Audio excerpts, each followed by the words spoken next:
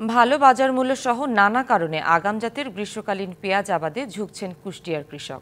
বিঘা প্রতি 50 থেকে 80 মণ ফলন হয়, তবে বেশি দামের আশায় অপরিপক্ক পেঁয়াজ তুলে বিক্রি করছেন অনেক চাষি। গ্রীষ্মকালীন পেঁয়াজের আবাদ বাড়ানো গেলে আমদানি নির্ভরতা কমানো সম্ভব বলে মনে করেন সংশ্লিষ্টরা। কুষ্টিয়ার মিরপুর উপজেলার বলিদাপাড়া দাঁড়ের মাঠে আগাম জাতের গ্রীষ্মকালীন পেঁয়াজ তোলায় ব্যস্ত কৃষক।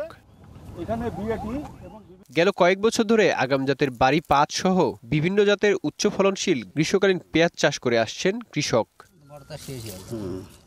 আগে এসব জমি তামাক আবাদের জন্য ফেলে রাখা হলেও ভালো দাম পাওয়ায় কৃষকরা গ্রীষ্মকালীন পেঁয়াজ চাষে ঝুঁকছেন। পেঁয়াজ লাগাইছি, বাড়ি 100 মণের ফলন আসছে, তাতে ধরেন মোটামুটি 4 লক্ষ টাকা বিক্রি হচ্ছে। আগে তামাক আবাদ করতাম এইসব ভূমিতে, এখন তো আবাদ করতে আমরা এখন 2 সিজনে গ্রীষ্মকালের পেঁয়াজ, সিজনাল পেঁয়াজ করছি। এবার অতিবৃষ্টিতে ফলন কিছুটা কম হলেও বাজারে ভালো দাম পাচ্ছেন তারা।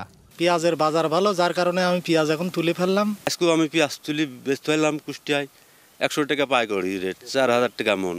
এদিকে কৃষকদের সার, বীজ সহ নানা উপকরণ দেওয়ার পাশাপাশি কারিগরি সহযোগিতা দিচ্ছে বেসরকারি স্বেচ্ছাসেবী সংস্থা দিশা ও পিকেএসএফ। নগদের সর্বোচ্চ বার 167 টাকা রিচার্জে পাবেন 1 লাখ টাকা পুরস্কার। আরও আছে প্রতি সপ্তাহে পুরস্কার ও ক্যাশব্যাক।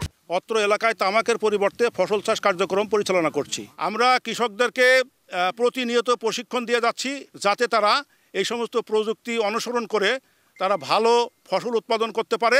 গ্রীষ্মকালীন পেঁয়াজ বাজারে এলে দাম ভোক্তাদের নাগালের মধ্যে থাকবে বলে মনে করেন সংশ্লিষ্টরা। DBC news desk.